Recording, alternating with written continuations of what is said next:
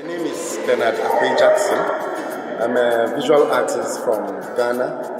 I'm also a lecturer in visual arts at the University of Science and Technology. I'm in the Department of Creative and Sculpture. And I also belong to a think tank called Festilarts.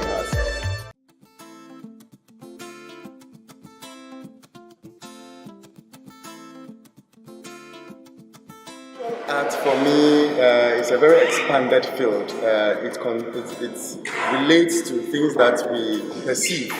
So it's not only things that we can see with our eyes. I think it's also things that we can sense, we can hear, we can smell, we can experience.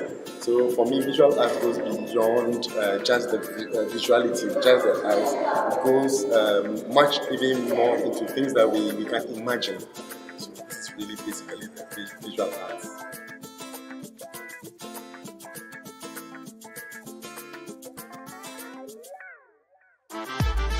Human beings are imbued with an equal ability to produce and also to consume or to appreciate art.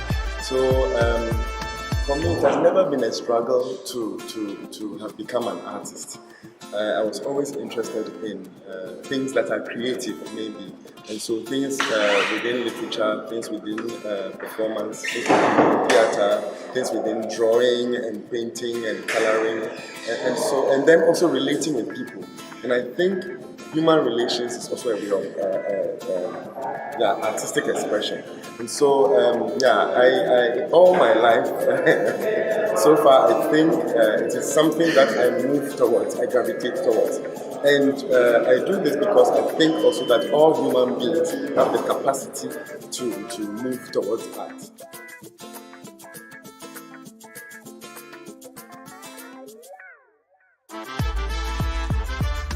People have different ways of going towards maybe music or going towards even clothing. And I think all these things are artistic things that are appreciated. Of course, colonialist education has made it look like art is really for some people who are not intellectually inclined. But I beg to differ. I hold a contrary view. I think that the faculties that are needed to appreciate art are equal to what we also need to appreciate maybe sciences, maybe administration, maybe human relations. So my community has an interesting approach to appreciating work. I actually do work that often lies between artness and non-artness. So what I create doesn't necessarily present itself as art, but eventually people in their interaction with it, eventually maybe will call it art. And so if something is so close to life, then it's not so difficult to eventually appreciate as art. And I think this is what is also it's relevant in my society because the people in the community they will interact with the objects or the situation that I have created, and after certain times would maybe accept it or engage with it as art.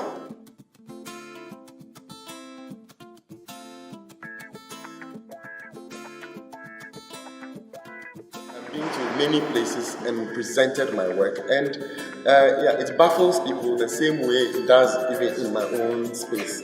And so once again, it confirms my argument that one group of people are not specially equipped with the ability to appreciate art. It confuses people of all races, of all cultures, the same way it does even for people in my own culture. And so, because I also base on things that happen and then I twist them. So there's always a twist of something, even for the body that appears in the work. It is never the same all the time. It is probably me or somebody else. And so people are always set thinking and wondering, really, what is happening here? And for me, it is exciting when that happens because that is the way in which there can be a discussion, there can be debate. And if the work unearths or generates debate, then for me it is good enough.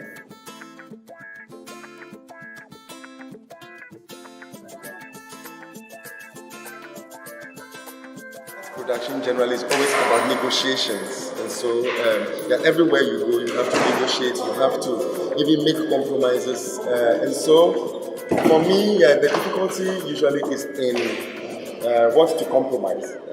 Usually, for me, I think that the power of the art is never compromised. I can compromise maybe a position where to put a piece, but so long as there's opportunity for people to see the work. And usually what I do is that even when the work is in an enclosed place like this, a little bit of the work also should go outside a space like this. And so that's why I also create living performances that go beyond enclosed spaces. And sometimes, the difficulty then comes in the intersection between the enclosed space and then the public space. But it's also not difficult. I think when people encounter something that is strange, already they are challenged. And so this is where we all are challenged. We don't know whether this is right or this is wrong, but we take a risk and engage with it. And so of course, and then there are also challenges of maybe monetary challenges, financial challenges, but that is what is challenging to every human being. So we find ways of navigating the spaces.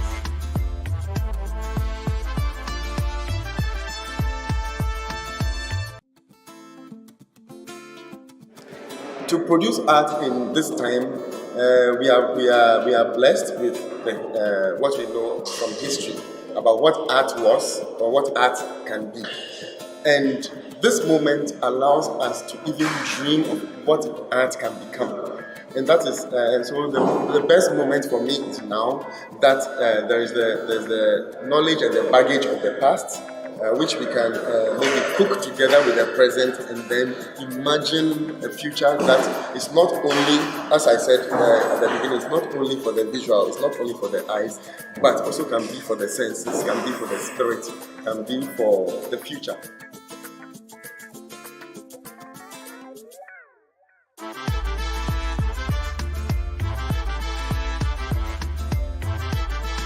Everybody in the world has an equal capacity or potential to engage with art. And so for me, I think everybody should just make an attempt to open themselves up to the creativity around. Everybody engages in one form of creativity or the other. We self-style, we adorn ourselves for the day. You choose the best clothes to project your self-image. And so if that is what all human beings do, then I don't think artists are second-rate or third-rate humans. Artists are here to sort of challenge our complacency about life. And so, and we are not a special people. We are also not second-rate people. We are here equal with everybody. And we are only always making people wake up to life.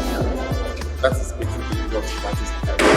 So we are not here to be a nuisance. We are here to challenge. And in challenging, we are also being challenged.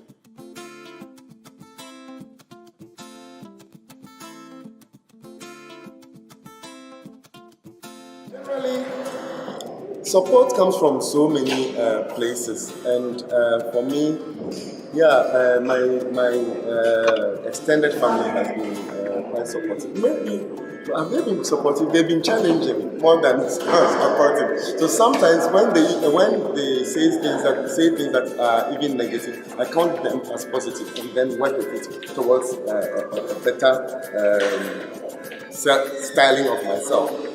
I must also mention in my artistic nurturing, I've had very strong and challenging professors. One of the most important being Caricature Sedu, who, being an artistic practitioner, laid down his own fame and fortune to train artists to challenge our minds with critical thought and philosophy. And this man has been very inspirational to my work as an artist. Yeah, and then I also belong to an artist collective called Exit Frame. And this group, we are 5 members, and all of us have a particular approach to art, but we also are very critical, and so we critique each other's work. We challenge each other to not be complacent, not to be satisfied with what we think we have achieved, but to push on to things that we can also do.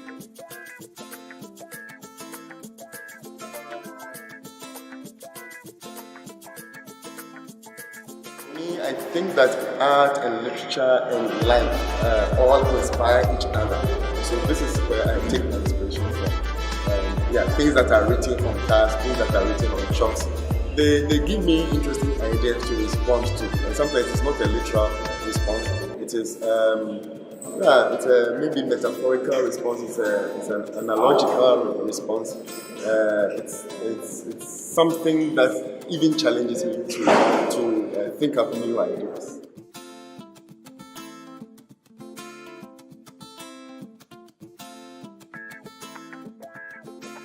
Work usually is never done, or it's always folding into another one. So this was a piece that I did inspired by the histories of Ghana, Indonesia, and the Netherlands. And it was in response to a project called Time, Trade and Travel. And so I had made a performance, and the image from the performance became the central image that is on the piece. But also the pieces of cloth were intentionally acquired because it is something we call African print. But for me, African print is always something that we must question, because the traditional technology was from Indonesia, and then the Dutch imitated it and mechanized it, and then they created or produced African print as a product for Africans. And now it's sort of an identity for a lot of West Africans. So this piece is actually a piece that is questioning all these histories. Because I also suggest that we construct our identities. And so the fabric is actually literally constructed using so many fabric pieces from different areas of the world. And everything is constructed. And then also I even put on the fabric safety jackets, which is used at construction sites. So all these things sort of are implied in each other. But if you look further also, I have flags, and a lot of the imagery and symbology I use comes from this idea also of empire. And empire is also something that is constructed. It is empire that led to a lot of colonialism based on false ideas that certain people are low class and that they need to be enlightened. And so when I'm using the symbolism of empire, I'm also sort of tongue-in-cheek critiquing this idea of superiority. And I create my own flags bearing my own profile. And it's a sort of critique of this nationalist idea of importance of superiority. Yeah, my flag don't look in a particular country, but they also look very important. They look as if they look country. So this idea of humor and irony and paradox always sort of carries the work that I do. So yeah, when my work is also to be installed in the presidency of the university, it's also quite ironic. It occupies a space that is so important, and yet it also suggests that I am also important. But it draws a lot of attention. So my choice of colors is also very important. That I choose things that are very bright colored that call a lot of attention.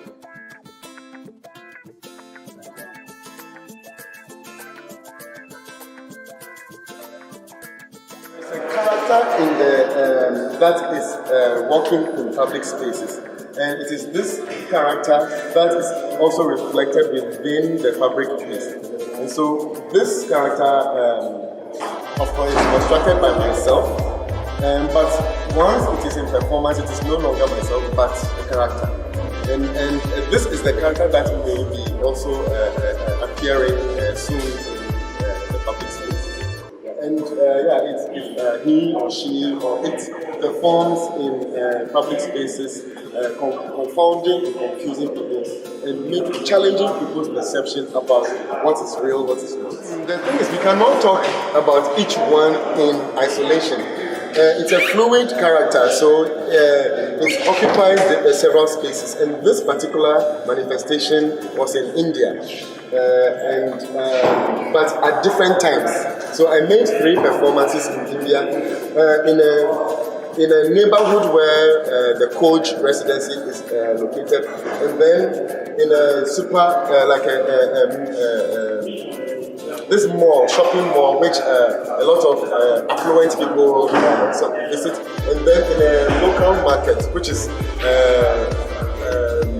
frequented by people of a lower class. And then I create this character that is almost ever present in these places, and wanting to see how people react to a strange being in their space.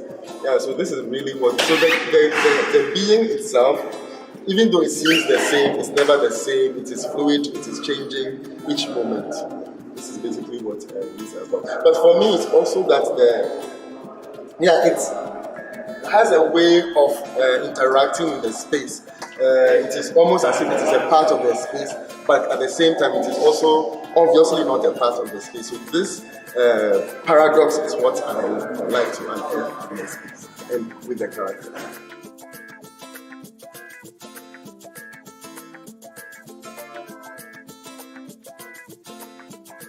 The spirit behind the Festilarts is quite similar to what we do in Kumasi with Festilarts. It's that people who are passionate about something and then they come together no matter the odds to make it possible. This is really what I celebrate and I appreciate. So being in Togo these past 3 days has been also inspirational to me, that what we are doing in maybe with Festilarts Kumasi, it's not singular, and it's also an opportunity for us to maybe bring together our energies to build something for the future of Africa and the world, really. So we are the world, and so this is the moment that we can bring our powers together.